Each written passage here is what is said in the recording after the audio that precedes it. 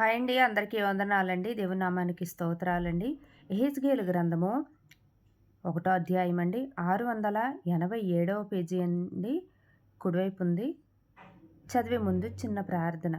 పరిశుద్ధుడైన మా దేవానికి స్తోత్రం చెల్లించుకుంటున్నాను నాయన. ఈ కొత్త సంవత్సరంలో యెహెజ్కేలు గ్రంథం వరకు వచ్చామంటే మీ కృపే నాయన. ప్రభ చదువుతున్న నన్ను వినుచున్న వారందరినీ జ్ఞాపకం చేసుకోండి. తగిన సమయంలో ప్రతిఫలం దయచేయమని యేసు నామములో అడుగుచున్నాను తండ్రి. ఆమేన్.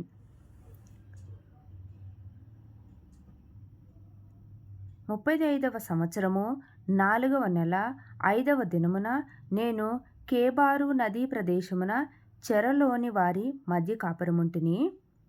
ఆ కాలము ఆకాశము తెరవబడగా దేవుని గూర్చిన దర్శనములు నాకు కలిగెను. యెహోయాకీను చెరపట్టబడిన 5వ సంవత్సరము ఆ నెలలో 5వ దినమున కల్దీయుల దేశమందున కేబారు నదీ ప్రదేశమున యెహోవా వాక్కు బూజీ కుమారుడును యాజకుడునగు యెహెజ్కేలునకు ప్రత్యక్షముగా కాగా అక్కడనే యెహోవా హస్తము అతని మీదికి వచ్చెను. 4వ వచనమండి. నేను చూడగా ఉత్తర దిక్కు నుండి తుఫాను వచ్చుచుండెను, మరియు గొప్ప మేఘమును గోళము వలె గుండ్రముగా ఉన్న అగ్నియు కనబడెను. కాంతి దాని చుట్టూ ఆవరించి ఉండెను. ఆ అగ్నిలో నుండి కరగబడినదై ప్రజ్వలించుచున్న అపరంజి వంటిదొకటి కనబడెను. 5వ వచనమండి. దానిలో నుండి 4 జీవుల రూపములు గల ఒకటి కనబడెను. వాటి రూపము మానవ స్వరూపము వంటిది. ఒక్కొక్క దానికి 4 ముఖములను 4 రెక్కలను కలవు. 7వ వచనమండి. వాటి కాళ్ళు చక్కగా నిలవబడినవి. వాటి అరకాళ్ళు పెయ్యకాళ్ల వలె ఉండెను. అవి తళతళలాడు ఇత్తడి వలె ఉండెను. 8వ వచనమండి. వాటి 4 ప్రక్కల రెక్కల క్రింద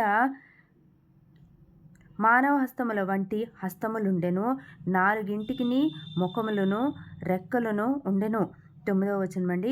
వాటి రెక్కలు ఒకదానినొకటి కలుసుకొనెను.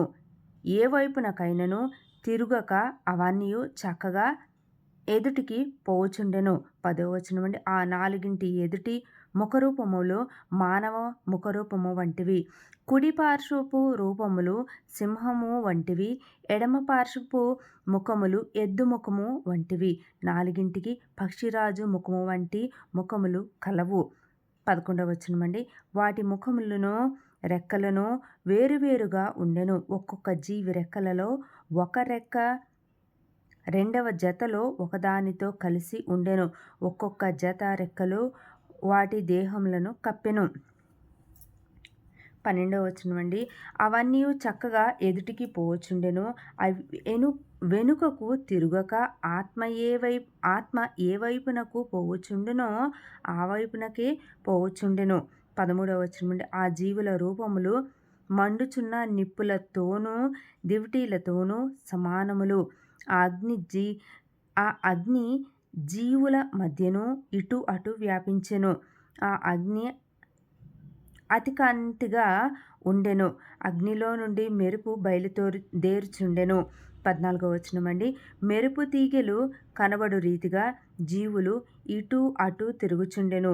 ఈ జీవులను నేను చూచుచుండగా నేల మీద ఆ 4గింటి ఎదుట ముఖముల ప్రక్కను చక్రము వంటిదొకటి కనబడెను. 16వ వచనమండి. ఆ చక్రముల యొక్క రూపమును పనియు రక్తవర్ణపు రాతివలె ఉండెను. ఆ 4 ఒక విధముగానే ఉండెను. వాటి రూపమును పనియు చూడగా చక్రములో చక్రమున్నట్టుగా ఉండెను. 17వ వచనమండి. అవి జరుగుచున్నప్పుడు 4 ప్రక్కలకు జరుగుచుండెను, వెనుకకు తిరుగకే జరుగుచుండెను. 18వ వచనమండి. వాటి కైవారములు మిక్కిలి ఎత్తుగలవై భయంకరముగా ఉండెను. ఆ 4 కైవారములు చుట్టూ కండ్లతో నిండి ఉండెను. ఆ జీవులు కదలగా ఆ చక్రములు వాటి ప్రక్కను జరిగెను. అవి నేల నుండి లేచినప్పుడు చక్రములు కూడా లేచెను. ఆత్మ ఎక్కడికి పోవునో అక్కడికే అది పోవలసిన వైపునకే అవియు పోవుచుండెను. జీవికున్న ఆత్మ చక్రములకును ఉండెను గనుక అవి లేవగానే చక్రములను లేచుచుండెను. 21వ వచనమండి. జీవికున్న ఆత్మ జీవికును ఆత్మ చక్రములకును ఉండెను గనుక జీవులు జరుగుగా చక్రములను జరుగుచుండెను. అవి నిలువగా ఇవియు నిలిచెను.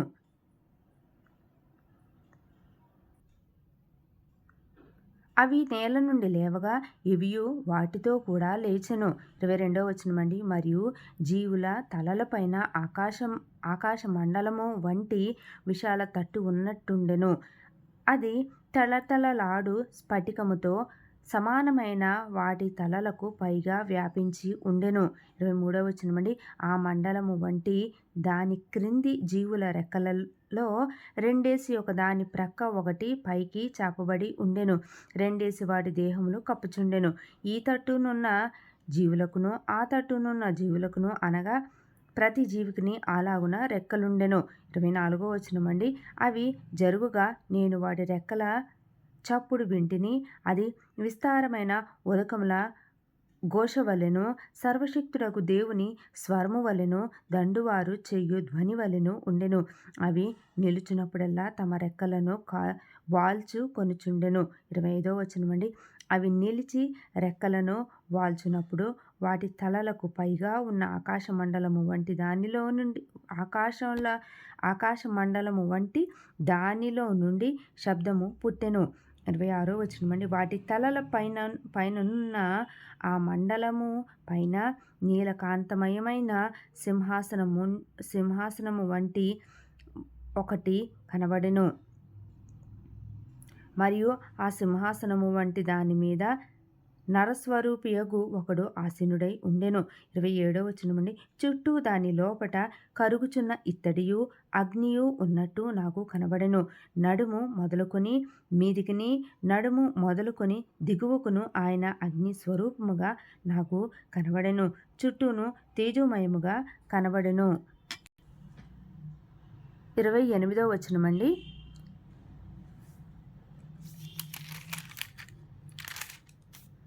వర్షకాలమున కనబడు ఇంద్రధనస్సు యొక్క తేజస్సు వలె దాని చుట్టూ ఉన్న తేజస్సు కనబడెను.